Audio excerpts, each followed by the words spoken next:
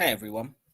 I wouldn't normally get involved on a situation like this, clashes between different Dawah apologists, but there are a couple of reasons that I wanted to cover this, which I'll explain as I go through. Now, for those who don't know, which probably be most of you, a Dawah apologist called Shamsi, who is a regular down at Speaker's Corner, was attacked by a group of other Muslims. And I'm going to review this Ali Dawah video talking about it. There's a couple of interesting things here. Number one, we all know the behaviour of certain Dawah apologists and their retinues down at Speaker's Corner. They've not been above kind of using intimidation and sometimes violence against non-Muslims, but now it appears that they're even happy to do that to their own. Secondly, the attitude of Ali Dawah in this is fascinating. So we're just going to run through this and see. Yesterday, I was shown a video and came across a video where our brother Shamsi was brutally attacked. On the first video, which you can, I don't know if you guys have seen, but he claims that he was ambushed or attacked while he was walking in the park. Then there was another video that emerged where he was on the high road in Shepherd's Bush. That's where the attack took place. Obviously, I'm not going to show you the footage. And he's been attacked by, I would say, minimum 2 to 3 people. There's somebody recording it as well. Now, look, guys, we have warned against the likes of Brother Shamsi, Sajid, Faris, and their likes.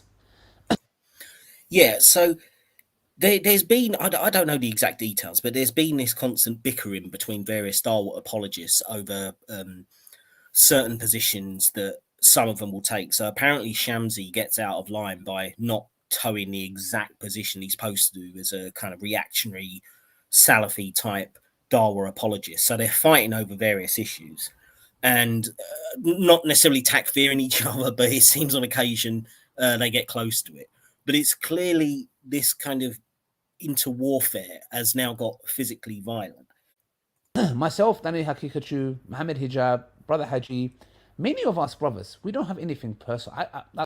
Yeah, I mean, what a collection of names that is. I mean, that really is a who-who of unpleasant individuals there. So if you've got these kind of people who are kind of calling out Shamsi and sort of, encouraging this kind of animus against them, I mean, it really doesn't surprise me that it spilled over into violence. I can speak for myself.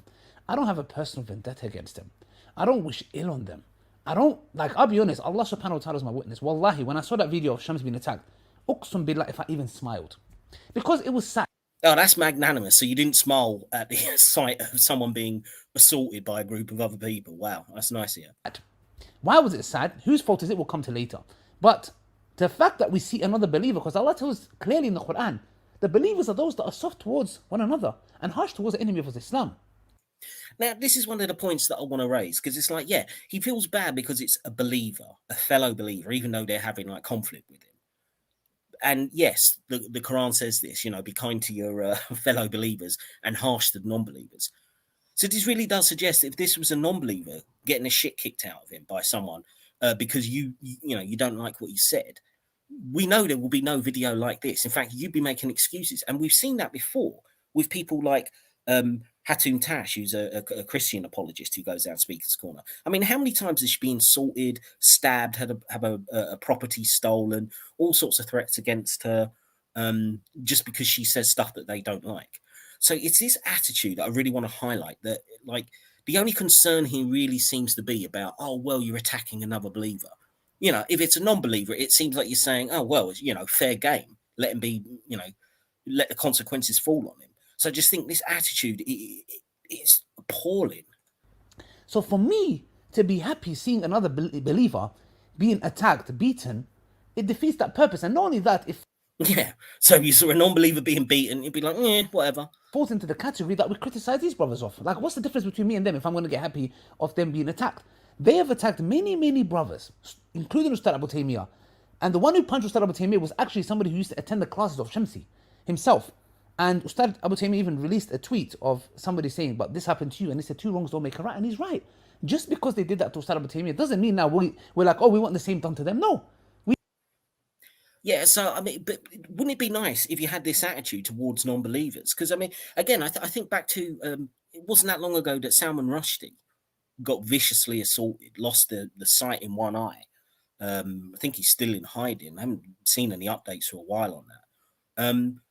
But these guys are all cheering, or basically saying, "Oh well, you brought it on yourself." So this attitude is kind of that.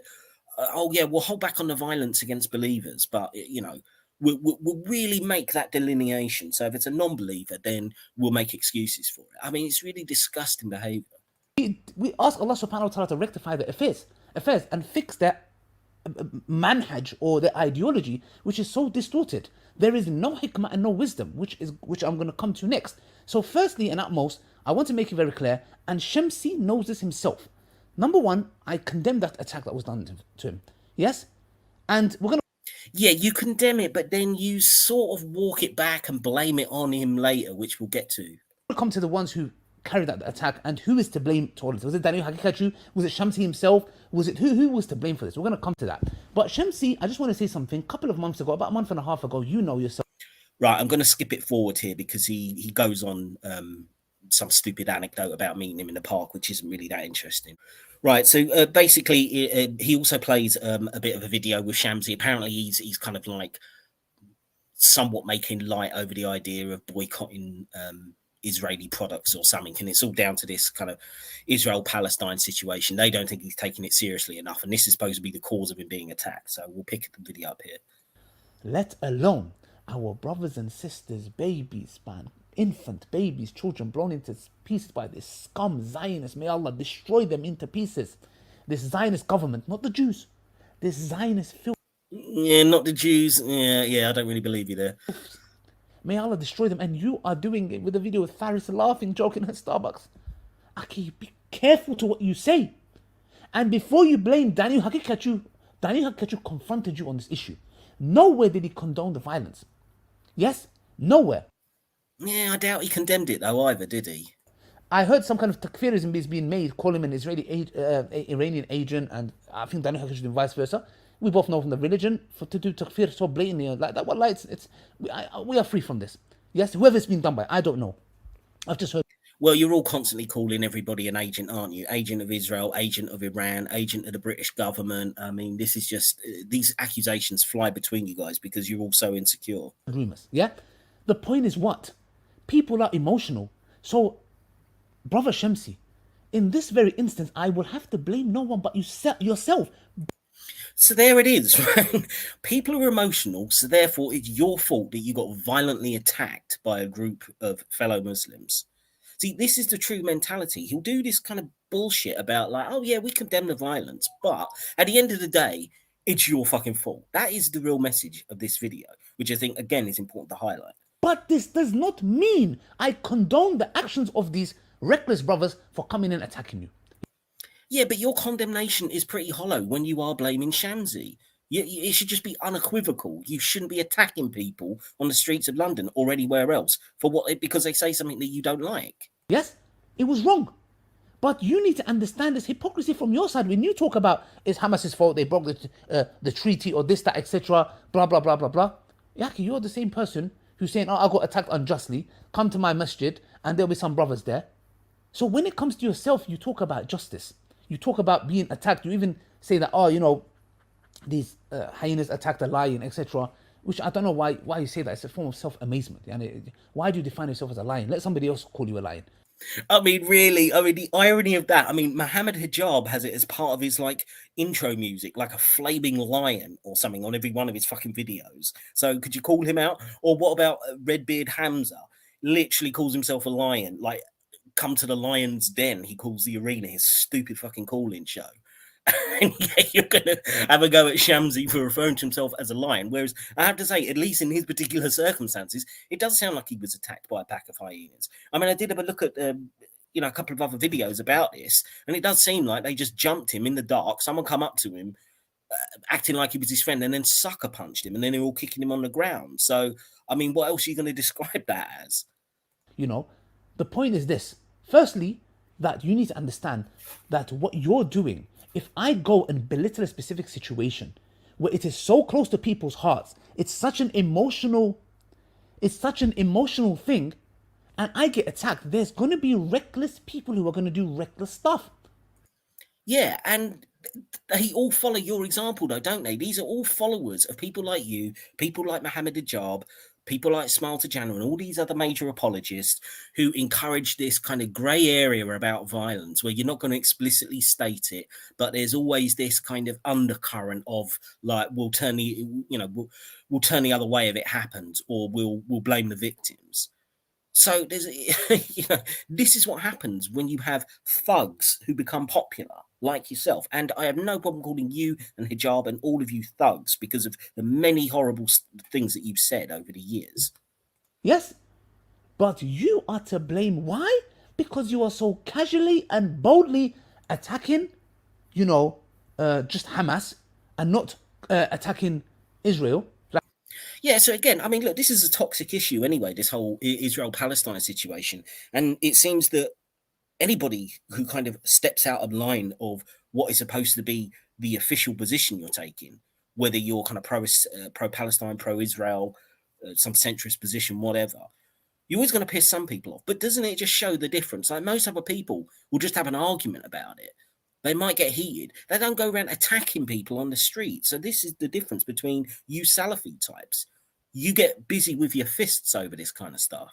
Like this Faris guy, yeah? No attack. People are going to question you and put into question everything. So I blame yourself. 3 times now, he said he's blaming him for being attacked by a group of thugs. And you and Faris for making a video. You could have done that video in a different way without laughing. You know what? I drink from Starbucks. And you know what? There is an Islamic opinion that, look, nobody can come and say to you, you have to boycott. It's from Islam. Guys, we need to put hands up. In Islam, the Prophet ﷺ was in war with the Mushrikeen. He was war in the Romans. He was in war with the Jews, the Zionists, the Jews. Yes? Yeah, the Jews. Yeah, it wasn't Zionists, was it, in Muhammad's time? Which just goes to show, really, that it's kind of an interchangeable term with you guys, as much as you like to sort of do this, oh, yeah, we're just against the Israeli government or whatever. We know the massive undercurrent of anti-Semitism that goes along with your objections to what Israel's doing. And he still traded with them, and sometimes he boycotted them. So the evidence is clear. The point of being attacked, you being attacked, is not because you didn't boycott them, but rather you're making it a laughing matter. You're making it like a joke. Yeah, okay, how would you like it if your children were slaughtered? And I made a video just joking. Yeah, you saw what this guy owns a shop, who attacked and massacred Shamsi's kids, but I go buy coffee from him, and I'm joking. They should. Yeah, again, I don't know the content of whether, what Shamsi was saying. But again, regardless, even if he makes some horrible video that's really disrespectful of the victims of this conflict, that don't give you the right to go attacking people. And this is what you don't understand. You think it's okay. You think this justifies it, whether you do this hollow condemnation or not. This is why you keep accusing him over and over again, saying he's basically brought it on himself. Be a wisdom and hikmah behind doing it. You should sincerely condemn, because people do not see the ghira that you have towards them. And we haven't seen this. We've seen you continuously attacking Muslims over and over and over and over again. Yeah, so this is the larger issue, isn't it? Don't ever criticize someone within the Ummah. And when he's talking about attacking Muslims, I'm assuming he's talking about other Dawah personalities like yourself and Hakikachu and Hijab and all the rest of you. That's what you can't stand. You want to have this united front of complete lack of thought. And again, I'm no fan of Shamsi. He's just as bad as the rest of you as far as I'm concerned. Just another propagandist. But, you step out of line just a little bit and this undercurrent threat of violence emerges. So much so that when it comes to the Palestinian issue, we expect you at least on this be on board with us. You, Faris, yes, and certain individuals, they do not even do that. And that's why people go to levels of doing immature, pathetic, silly stuff like this by silly stuff. A group of people assaulting him on the street. That's silly stuff, according to Ali Dawah. And here's another thing, right? When you look at Speaker's Corner, does anyone know of any other incident where, like say, two atheists have had an argument about a particular way to approach doing counter Dawah, and they've ended up brutally beating each other? Have you ever heard that from Christian apologists or the Kemet guys that went down to Speaker's Corner, used to go there, or any other group, any Jews or Sikhs or Hindus that have ever been down there? Do they say, oh, well, you stepped out of line, so we're going to brutally assault you at night with a group of thugs? I mean, this only happens with these Dawah Muslim apologists. And as I say, because there is just this blatant thuggery that runs through so many of them. And this needs to be highlighted, because now that, they're turning on each other. It's not just the non-Muslims that they're willing to attack. Attacking you senselessly on the street, which I condemn. It's not permissible. It's haram for you to hit another believer. Yes? Yeah, again, the emphasis on another believer. The non-believer, well, you go ahead, mate. We won't condemn it. To point a sharp object to another believer is not permissible, let alone scaring him, Yeah, the sharp object that was pointed and actually used on Hatun Tash, though, yeah, you deny that even happens. I mean, this is how much of a hypocrite you are. alone attacking him. Unless we know in the Quran where Allah subhanahu wa ta'ala says in Surah Hujurat that if one group of believers goes against the other, yes, and you fight him until they come to the command of Allah. But that is done by the ruler or whatever for that matter. Okay, so it's okay to have a civil war between Muslims. Just don't do it on an individual basis. Or if you do, it's still kind of the person's fault who stepped out of line. So you need to understand the way you speak, your rhetoric, your speech, the way you conduct yourself, even smirking, all this kind of stuff with Faris and his fake smiles in that video. Yeah, you have no shame. You have no atom weight of shame. Yeah, have some shame. You got white beard. I've told you this 4 times. Yeah, you senseless person. Your brothers and sisters are being massacred. Have some, at least shed a tear, man. Even if it's fake, shed a tear. That's brilliant, isn't it? Even if you don't mean it, pretend that you care about the Palestinians, which is exactly what I will directly accuse every single one of these Dawah apologists of doing. You all talk about as if you care about the Palestinians, and yet what do you call for? You want full-scale warfare, which is going to lead to so many of them being killed. But this is what you all cheer on. So yeah, I think every single one of you have got fake tears for the Palestinians. I'm not talking about ordinary Muslims here. I'm talking about these Dawah apologists like him, like Hijab. They're all just doing it for clicks and stuff. I don't think they give a shit about the people suffering there. Anyways, I don't want to long it out. Nobody can blame Daniel Hakikachi for this matter, because Daniel Hakikachi just come to you and confronted you on this matter intellectually. He hasn't asked for anyone to attack you. Yes? But you need to understand there is going to be a group of people who are upset about the matter, for whoever it may be for that matter. Okay? Anybody, if they saw these atrocities and saw a brother or whatever making the matter so lightly and laughing about the matter, they will get angry. So I would advise you, number 1, 2, when you're going home, walk with individuals, go with people, because this is not going to stop. Yes? Brilliant. This isn't going to stop. So he's basically warning him, you can't travel alone now, because this isn't going to stop. You're going to constantly be attacked. I mean, this is just so fucked up. And we're not asking for it to happen. And I ask those who... You're not doing much to stop it, though, are you? You're basically telling him he's now got to live the rest of his life like fucking Salman Rushdie, because there's too many thugs in your community who are just going to attack him on the street. To fear Allah, who are planning and plotting to attack the brother. Yes, fear Allah. Wallahi, 2 wrongs do not make a right. Okay? It does not make a right. Fear Allah subhanahu wa ta'ala in this matter. Yes? It is not permissible for you to hit another believer. Okay? Yeah, once again, another believer. Non-believers, they're fair game. No matter, there's no excuse in the matter. Refute him academically, no problem. But it is not upon you to do that. So I would ask the brother Shamsi to have security, or have people who can walk with you, inshallah, because... That's it, have security. Yeah, you're now in the shoes of Salman Rushdie. Because senseless people are there, and I urge you to be very, very careful to the way you speak about the issue of Palestine. Okay? Please, for the sake of Allah, yes, watch how you speak. The issue happened when Isa, may Allah have mercy on him, passed away, and you started talking ill of him. His family members contacted me saying they were going to come to the park to beat you up. Right, so you have now admitted, and honestly, I think, this kind of stuff should be forwarded to the police. You've admitted that people came to you and told you they were going to attack someone, okay? That they were going to have, commit a criminal act. And what did you do? Did you report them? No. I had to de-escalate the situation by talking to Isa's sister. This was supposed to happen so many times, bro. You do not know what to say and what to do. You have no... Right, so multiple times, you admitted multiple times they told you that they were going to assault this man, and you did nothing. You didn't report these people to the police, no. Because in your mind, it's like, well, yeah, it's kind of bad, but if it goes ahead, it goes ahead. Let's not get the authorities involved, because we're some sort of mafia-style organisation. We'll treat it in-house. I mean, how fucked up is this? No hikmah, no wisdom. Wallahi, it's a lack of knowledge. It shows a lack of knowledge. You look at the Khawarij, like the Prophet ﷺ said, they would recite the Quran, it wouldn't go below their neck. They have no understanding. Is their intentions right? Yes. But the actions have to be according to the Sunnah. You have no hikmah. And I believe genuinely you have a lack of knowledge. Yeah, well, so he deserves to be beaten in the street then. I don't question your sincerity. You might be sincere, no problem. But you genuinely have a lack of knowledge and you're talking about matters. Stay in your lane. Do dawah to the Christians, the Jews, the Sikhs, whatever. You're good at that. Stick to that. Stay in your lane. Yeah, yeah. You know, do your propaganda to all the non-believers, but don't ever pull up any Muslim. Otherwise, you're going to have security for the rest of your life. Stop attacking the Muslims. Stop attacking the believers. Yes? And when you talk about sensitive issues like this, have some heart. Have some heart and understand what's going on in Palestine. Yeah, have some heart. Otherwise, you're going to get the shit kicked out of you. That's all I'm going to say. Nobody can blame Daniel Hakachu or anyone else for that matter. Yes? You need to understand, Shamsi, that there are consequences and be careful.